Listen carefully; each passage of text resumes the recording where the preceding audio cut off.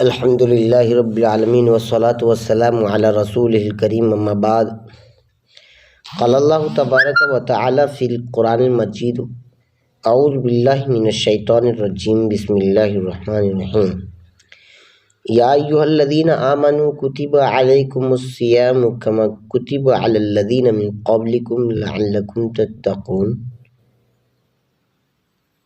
رمضان المبارک کس طرح گزارے اس پہ توجہ ہونی چاہیے، اس لیے اسے غور سے سنیں کہ آپ کو کام آ سکے۔ رمضان کا بابرکت مہینہ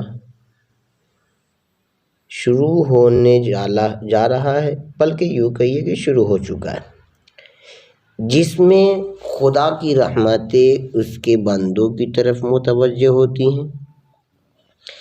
جو وقت جتنا قیمتی ہوتا ہے اور جو چیز جتنی گرا قدر ہوتی ہے، اسی قدر اس کی حفاظت اور اس کے حقوق کی رعایت بھی ضروری ہوتی ہے۔ ریت کے تھیلے سر راہ رکھ دیے جاتے ہیں، سونے کا ایک چھوٹا سا ٹکڑا بھی محفوظ مکان اور محفوظ جگہ میں رکھا جاتا ہے کہ نہیں؟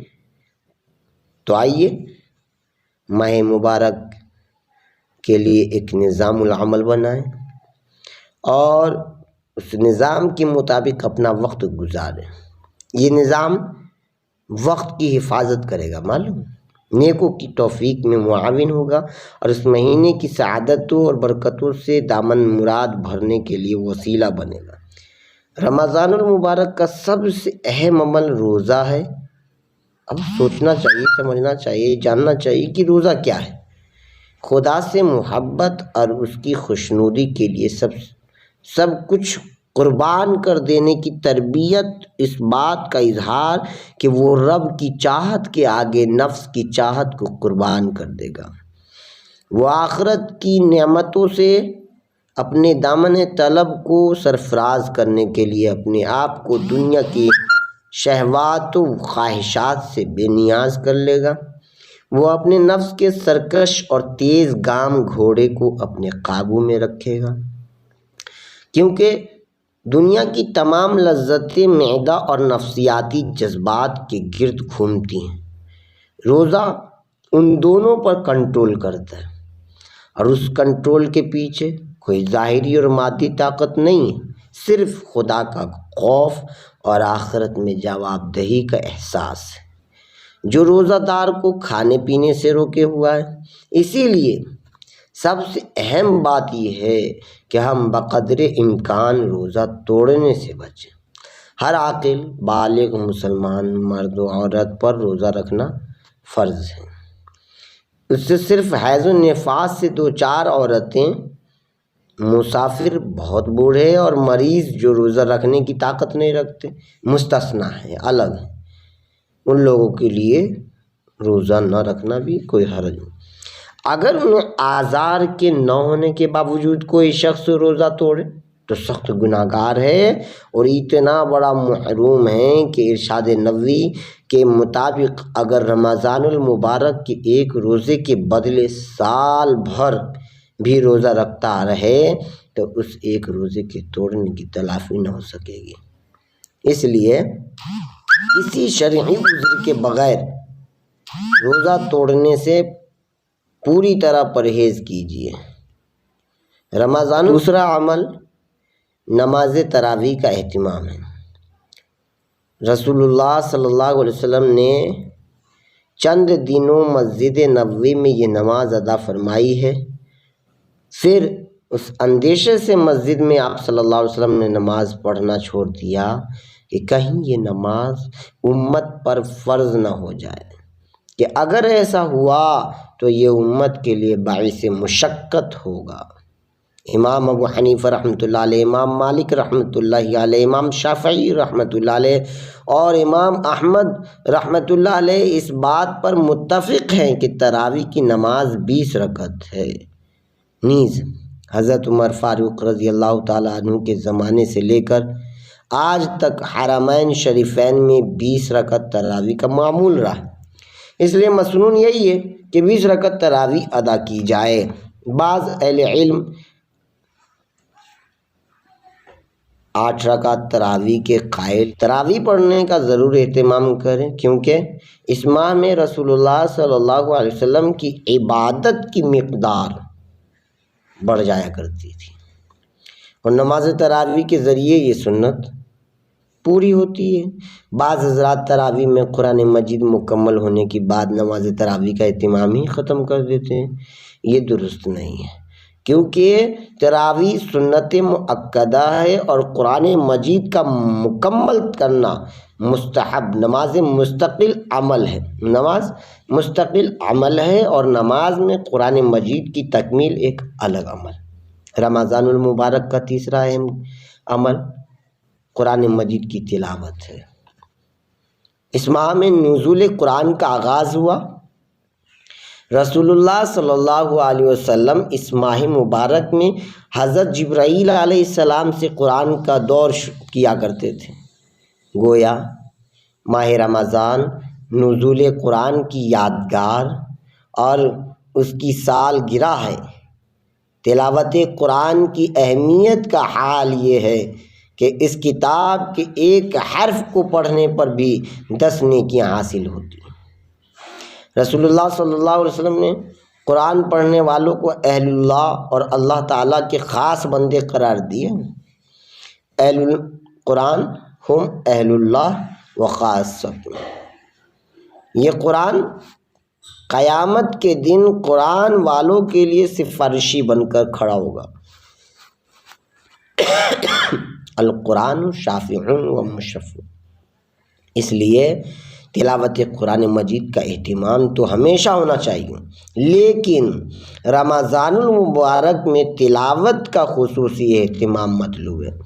دن و رات میں سب سے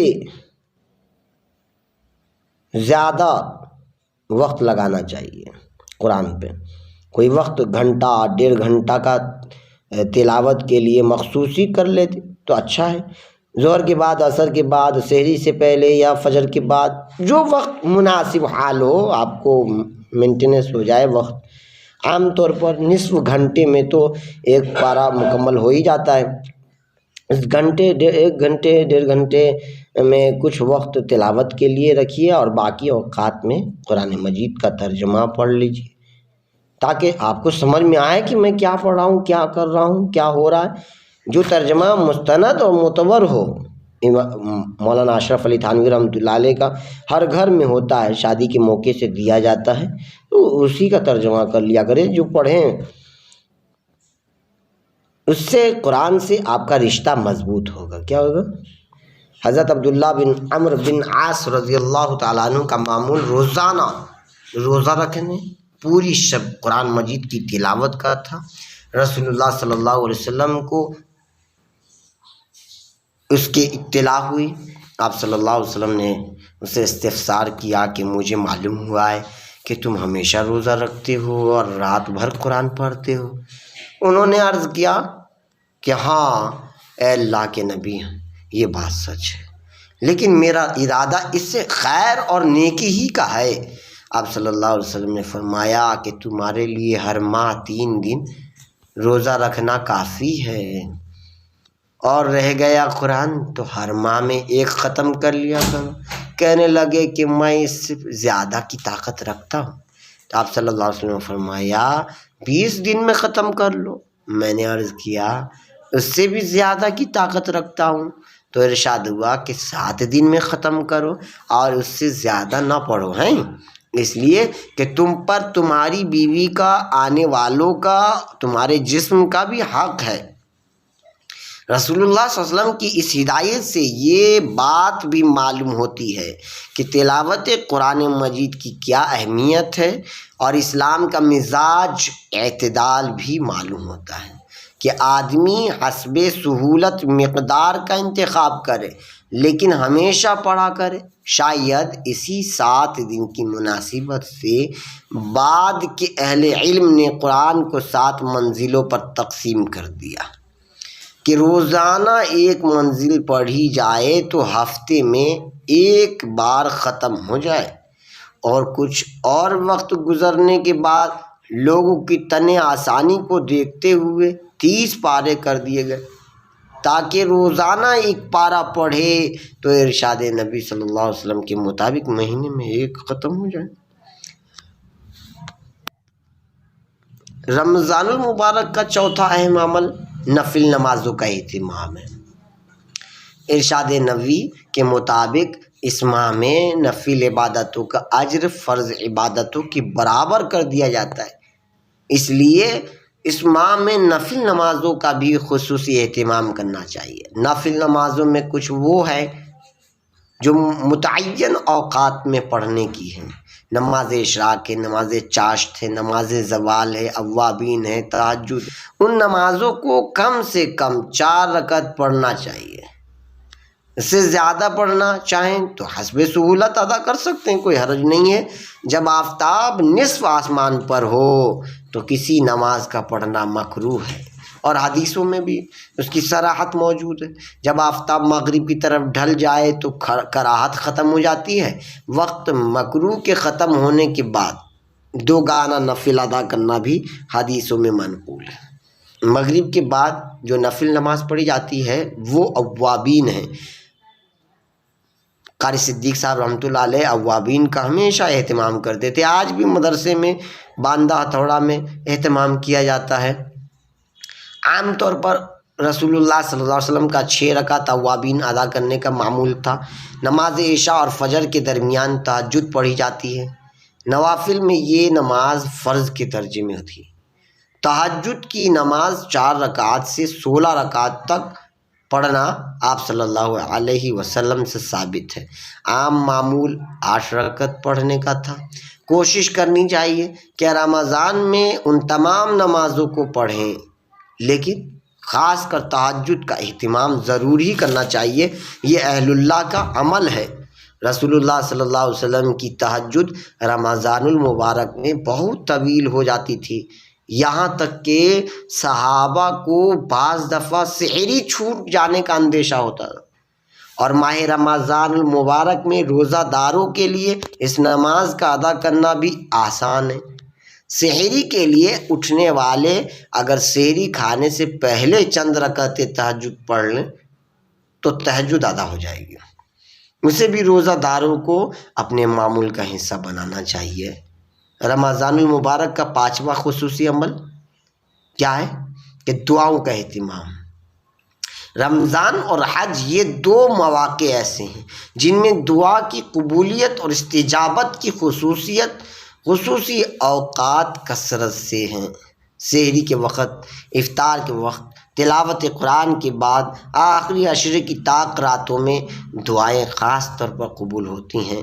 اس لیے رمضان المبارک میں دعاؤں کا بھی معمول رکھنا چاہیے، اپنے لیے، اپنے اعزہ کے لیے، مرحومین کے لیے، پوری امت مسلمہ کے لیے اور دنیا و آخرت کے لیے خدائے قدیر کے سامنے دست سوال پھیلانا چاہیے۔ دوسروں سے مانگنے سے اچھا ہے اپنے رب سے مانگے، اور دعا کے آداب کو بھی ملحوظ رکھنا چاہیے کہ دعا کے آداب کی پوری رعایت کرتے ہوئے اللہ سے مانگنا چاہیے۔ عام طور پر کیا ہوتا ہے، افطار کا وقت لوگ افطار کی تیاری اور انواع اقسام کی غذائی اشیاء جمع کرنے میں صرف کر دیتے ہیں، اور بیچاری خواتین کا تو پورا وقت محض پکوان کرنے میں چلا جاتا ہے۔ یہ روزہ کی روح کی خلاف ہے۔ جو ملا روکھی سوکھی جو ملے کھائے آدمی، لیکن اس وقت اللہ سے دعا کرے تاکہ قبول ہو۔ ہم لوگ انسانوں کو یہاں جو بھیجا گیا ہے نیکیاں کرنے کے لیے بھیجا گیا ہے، تاکہ اس کو اعلیٰ سے اعلیٰ جنت مل سکے۔ رمضان المبارک میں خاص طور پر انفاق کی ترغیب دی گئی، دوسروں کی مدد کے لیے خرچ کرنا چاہیے۔ انسان جب خود بھوکا اور پیاسا رہتا ہے نا تو احساس ہوتا ہے کہ دوسرا کتنا بھوکا رہتا ہے، اس کو کتنی پریشانی ہوتی ہوگی۔ دوسرے فاقہ کشوں کی بھوک و پیاس کا احساس بڑھ جاتا ہے نا۔ اسی لیے خاص طور پر رمضان المبارک میں اللہ کے راستے میں خرچ کرنے اور اپنے غریب بھائیوں کی مدد کرنے کی تلقین کی گئی ہے، خاص طور سے اپنے رشتہ داروں، آس پڑوس اور اپنے شہر کے لوگوں کے لیے۔ حضرت عائشہ صدیقہ رضی اللہ تعالیٰ عنہ سے مروی ہے کہ رمضان المبارک میں آپ صلی اللہ علیہ وسلم تیز ہوا سے بھی زیادہ ہوتا تھا، اتنا زیادہ خرچ کرتے تھے۔ خاص طور پر رمضان المبارک میں لوگوں کو افطار کرانے کی آپ صلی اللہ علیہ وسلم نے فضیلت بیان فرمائی، اور ارشاد ہوا کہ جو کسی روزے دار کو افطار کرائے، افطار کرنے والے کے اجر میں کمی کیے بغیر افطار کرانے والے کو اس کے روزے کے برابر اجر حاصل ہو۔ عام طور پر یہ بات دیکھی جاتی ہے کہ لوگ سیاسی لیڈروں کو، بڑے تاجروں اور کاروباریوں کو اور سماج کے خوشحال لوگوں کو افطار پر مدعو کرتے ہیں، اور خود ان کے پڑوس میں جو غریب اور مفلوق الحال لوگ ہوتے ہیں ان کو پوچھتے تک نہیں۔ یہ اسلامی تعلیمات کے روح اور افطار کے سلسلے میں جو ترغیب دی گئی ہے اس کے مقصد کے خلاف ہے۔ دعوت افطار سبوں کو دی جا سکتی ہے، مسلم ہو یا غیر مسلم، دولت مند ہو یا غریب، لیکن جو غربا ہوں ان کو ترجیح دینا چاہیے، ان کو پہلے دینا چاہیے، ان کی ضرورت کو پوری کرنی چاہیے، اور انہیں خاص طور پر مدعو کیا جانا چاہیے۔ رسول اللہ صلی اللہ علیہ وسلم نے ولیمے کے بارے میں فرمایا کہ بدترین ولیمہ وہ ہے جس میں مالداروں کو بلایا جائے اور غریبوں کو نظر انداز کر دیا جائے۔